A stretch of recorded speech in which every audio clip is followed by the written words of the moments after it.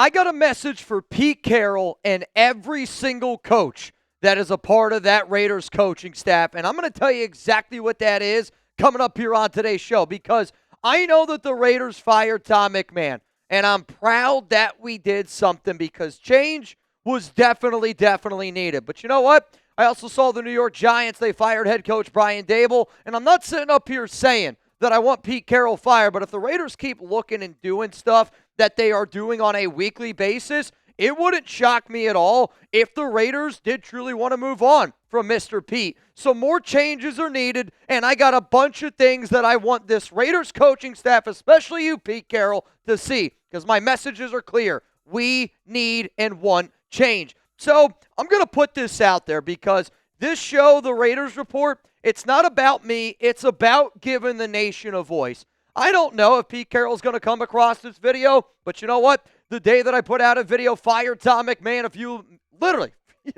minutes, hours later, the Raiders ended up firing Tom McMahon. So I'm going to leave this open-ended. If you could say anything to Pete Carroll, now, please be respectable, because I want you to think about it as you're sitting down in a room with Pete. If you wouldn't say it directly to his face, I hope that you wouldn't put it down in the comments section. Anything that I have ever said on this show, if I was sitting in a room with Pete Carroll, with John Spytek, with Mark Davis, I would say it directly to their face. So keep that in the back of your mind, and I want to see what you would have to say down below. But if you agree with this statement right here, because the Raiders, let's face it, we do need change. And I don't know what other ways that we can make this team better. There is such a long list of change that needs to be happening. And in my head, I was designing a show idea where I was like, I want to see this happen. I want to see this happen. I want to see this happen. So everything that you're going to see here on today's program is change that I want to see happening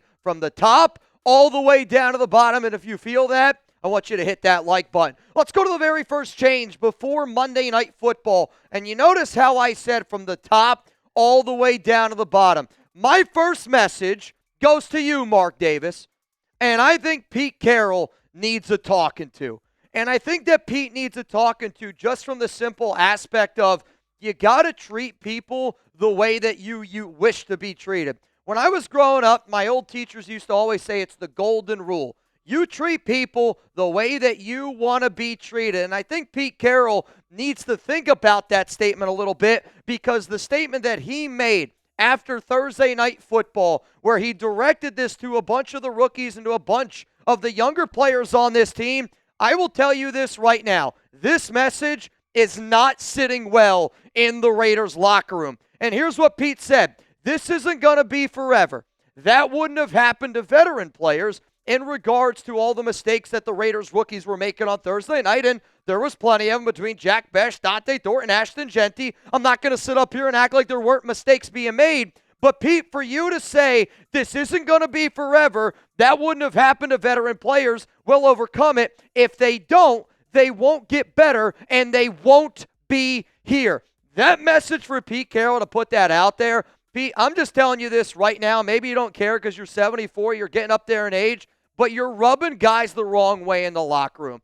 I did speak to several Raiders players over the past 24 hours, and I asked a bunch of guys, what do you think about that message? And I'm not saying that players were like, nah, F that, this and that, but I will say this, it was not a very well-liked and received message, and I think you're rubbing guys the wrong way because you're being a little bit of a hypocrite. And I don't say those words lightly, but how are you going to point the finger at all of our young rookies? And I get it. Like, the rookies have struggled, but they're also rookies, and you haven't been playing them, and there's going to be learning curves. But why are you yelling at the rookies, and you're saying that, and then you're saying it wouldn't happen if they were veteran players, and if it doesn't, then they're going to go somewhere else. I mean, the amount of veteran players that we have on this roster that do really boneheaded stuff every single game day, every single week, and you don't point the finger at them, like, that's disappointing to me, because I think you're not pointing the finger at guys that you think are your guys. And I think that quote is the epitome of everything wrong right now with this Raiders coaching staff led by Pete Carroll, because you have bias. You're showing me that you're picking favorites, and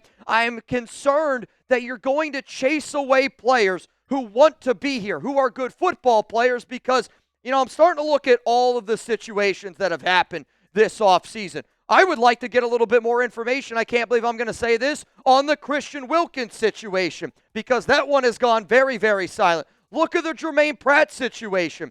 That one didn't go well. And then you got the whole situation with Jacoby Myers. And Jacoby Myers, I want to show some love to number 16. I know he's got a brand new team. I know he's got a brand new organization. But Jacoby said, shout out to my boys in Vegas, man. It's going to turn around. Y'all boys keep playing hard. I love y'all boys. Miss y'all boys. And I wanted to put that in the show because I rocked with Jacoby. I think a lot of Raiders people rocked with Jacoby Myers because he did everything you asked for from an organizational standpoint. My only concern is, Pete, you got to chill on some of the statements that you're making. I get it. You're frustrated that the Raiders are 2-7 because you expected to win. I did too. But the very first thing that needs to happen this week, Mark Davis, you need to sit down with Pete Carroll and you need to sit down with John Spytek because I think that they need a little bit of a reality check. And I think that they need to realize some of the things that they're saying and a lot of the actions that they're making. If we want to get this thing going in the right direction, it starts with y'all three. And if people don't want to come play here because of the actions and statements that Pete Carroll and John Spytek are making, that's going to be a problem. Let's go to more changes that need to happen before Monday Night Football against Dallas. Not only does Pete Carroll need a sit-in, and does not only do there need to be a conversation around Pete, there needs to be a Geno Smith conversation. I'm not saying that the coaches need to go into a room and decide who's going to be the Raiders starting quarterback for the rest of the season. But what does need to happen, and I don't know if it's Greg Olsen, I don't know if it's Chip Kelly, I don't know if it's somebody that wears a C on their chest. Really, I'm looking at you, Max. But there needs to at least be conversation around if Geno Smith keeps playing bad, what needs to happen with this organization? Because based on what the information that has been given to me, anytime the Geno Smith conversation comes up behind closed doors, it quickly gets shut by Pete Carroll and that regime. And it really doesn't surprise me at all because every time he gets asked about Geno up at the podium, the exact same thing happens. The door gets shut. I wanted to start this show off, and I wanted to make my statement very, very, very clear that coaches need to have the bench Geno conversation because you can't sit up at the podium, Pete, and you can't yell at players, and you can't tell them that they might not be here for long if they don't figure it out, and you can't put a warning to only certain guys, but you're unable to put a warning with other players as well. You see what I'm saying? We need to get on the same page, and you're not going to be able to get on the same page, and players and coaches aren't going to come play here if they think you're a hypocrite because you're only going to show bias towards one side. So, I know that there's a lot of frustration.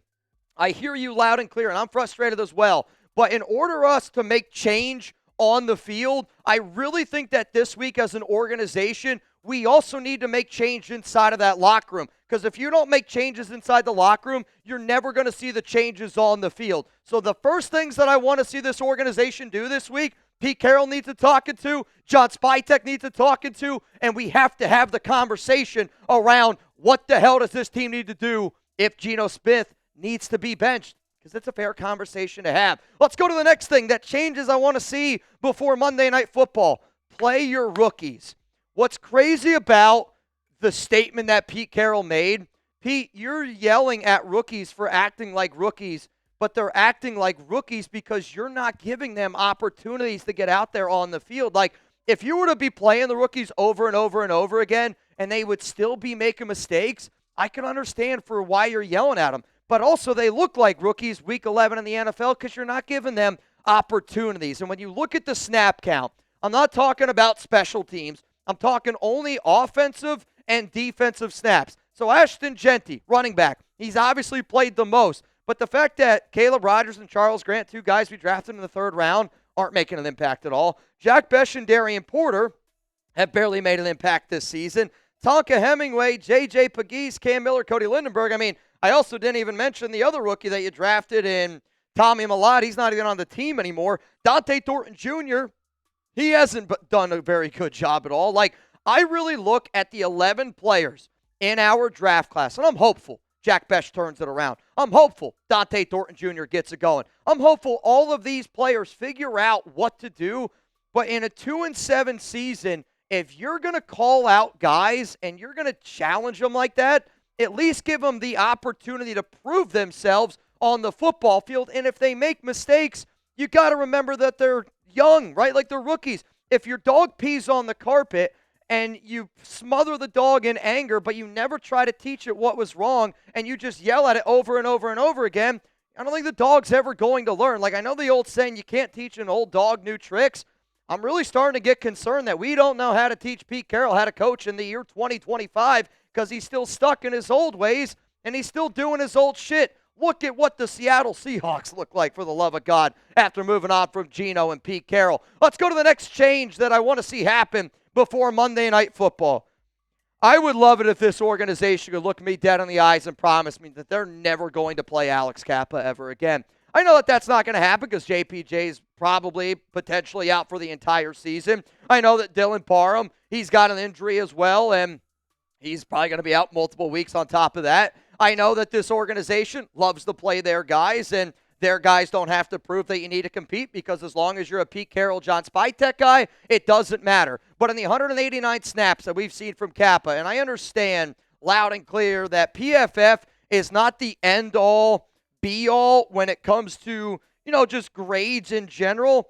But if there is one thing that we need to be able to consider here, I should also mention his pass blocking grade is a 49.5, so that pass blocking grade is not correct up there. But in the 189 snaps, the 45.0 overall grade, the 46.3 run blocking grade, and the 49.5 pass blocking grade is just another example of why Alex Kappa is just really, really struggles. And I think the best way that I can explain to you the struggles and how bad Kappa has been, he was the worst offensive lineman in the NFL last season. The Raiders went out in the game a 2-year, $11 million deal. And if you've watched Kappa this season, if you watch Thursday Night Football up against the Broncos, you could clearly see when JPJ went down, the interior offensive line just completely fell apart. But the biggest reason why I don't want you to play Alex Kappa ever again is because you got Caleb Rogers.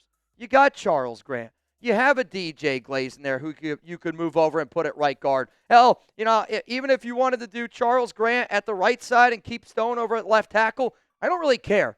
My point is, I just know what Alex Kappa is, and he's never going to help out the future of this team. And if you're going to challenge rookies, like you did in that earlier quote, then why can't you do the same thing for a guy that you brought in?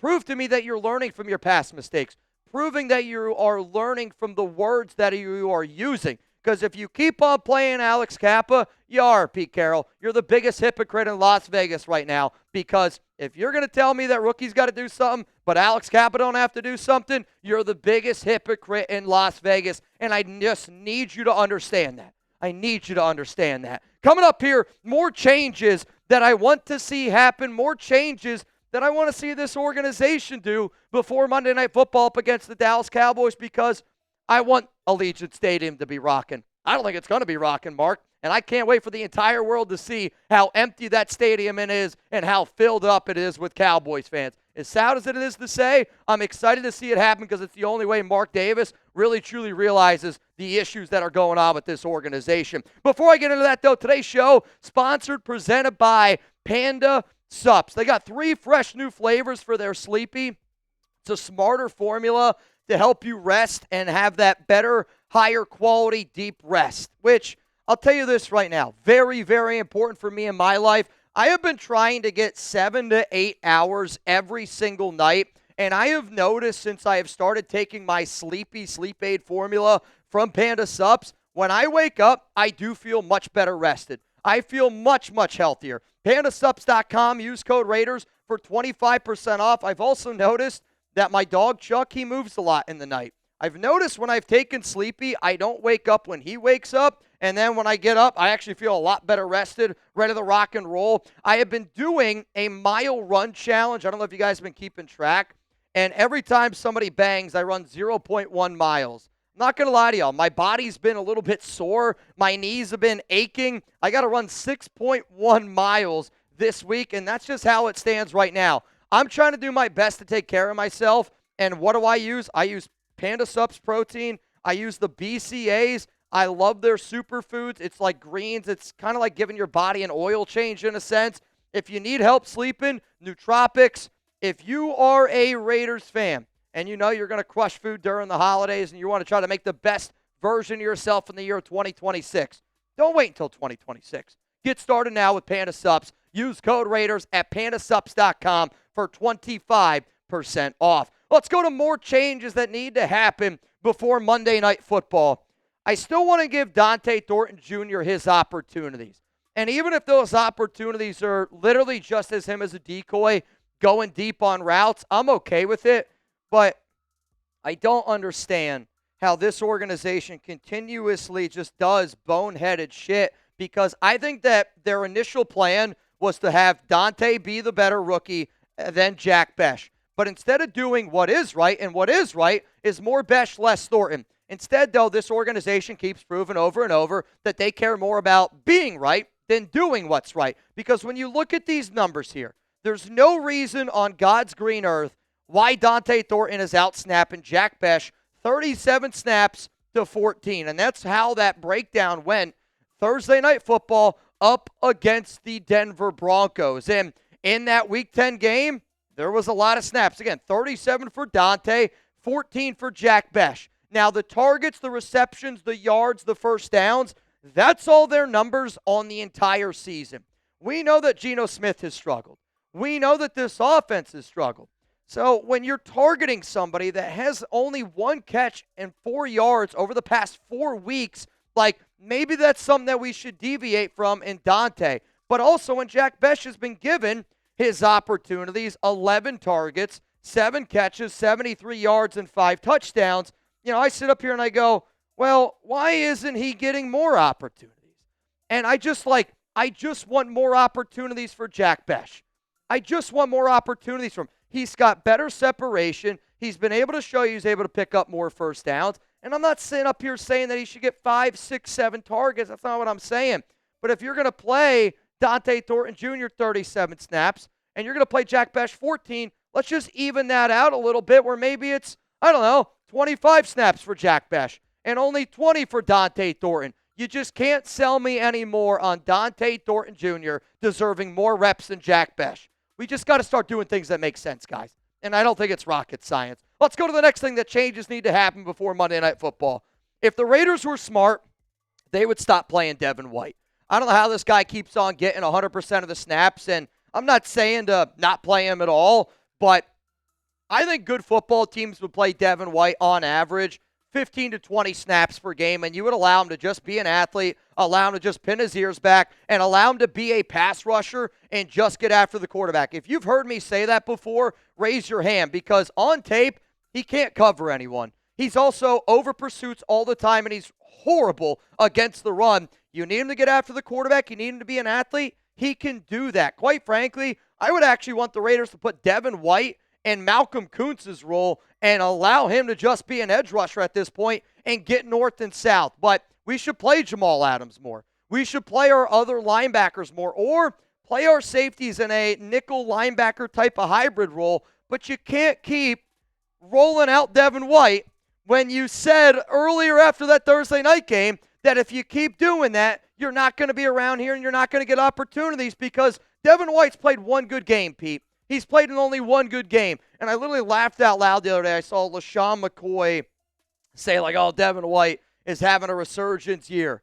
It's just proof that, just because a guy gets a lot of tackles, just because he's filling up a box score, the reason why he fills up a box sheet and the reason why he's got all these tackles is because teams target him. Teams are going after him. And when you see on a weekly basis that the offensive coordinator's number one thing that they're trying to do is go after Devin White, doesn't that go like a little light bulb go off in your head and you're like, oh yeah, maybe we should change that up? I'm not saying to bench Devin White, but for you to keep giving him 100% of the snaps, what the hell are you doing? It makes absolutely positively no sense. Coming up next here, though, I got a really tough message for Chip Kelly, and it is specifically for Chip Kelly, and it's specifically for this organization, again, from top down. But I know people that always make it this far in the show. These are my real ones. These are people that I like to say they're a part of my Noti gang, and they're always rocking and rolling with me when I do a show. So this Noti gang is from November 10th, and it's from Early Riser. I want to give a shout-out to you.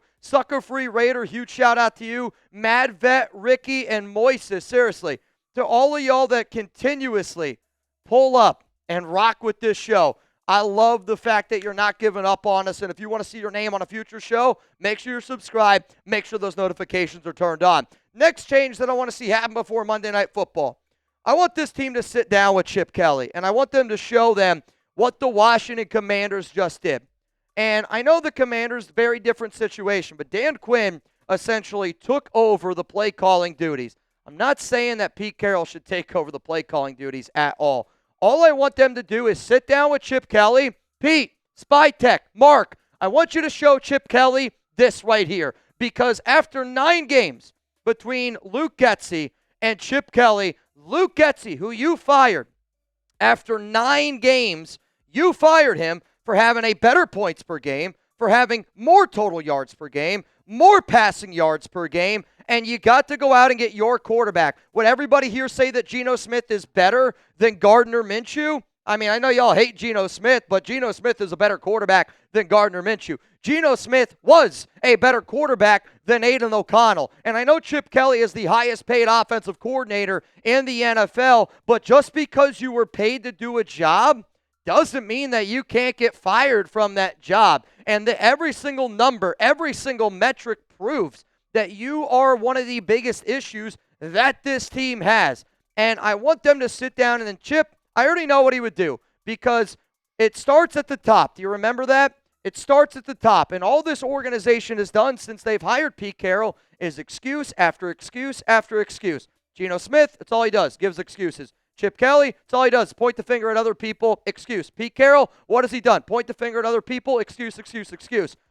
What's your excuse for Brock Bowers having only 3 targets against the Broncos on Thursday Night Football? Because, you know, I was told that we were going to have a game plan to get Brock involved more. And don't get me wrong, Denver did a good job double teaming him, trying to triple team him. They try to take him out of the game. But if you are, and this would be crazy, if only the Raiders had the highest paid offensive coordinator in the NFL, because to me, in my mind, if we had the highest paid OC in the NFL, I would like to believe that he would be smart enough and good enough at his job to be able to get the best tight end in football involved after a game where, I don't know, he had 12 catches, 100 and something yards, 3 touchdowns, got the ball rolling. But instead, Chip Kelly's brilliant plan was to get Brock Bowers only 3 targets. Only 3 targets. And, like, Chip, that's what I want to know, man. Like, this is a change that needs to happen. We need more involvement with Brock Bowers. We need to get him involved more. And if you're going to sit up here and tell me that you tried, either A, you didn't try hard enough, or B, you're not good enough at your job. Because 3 targets for Brock Bowers should never happen.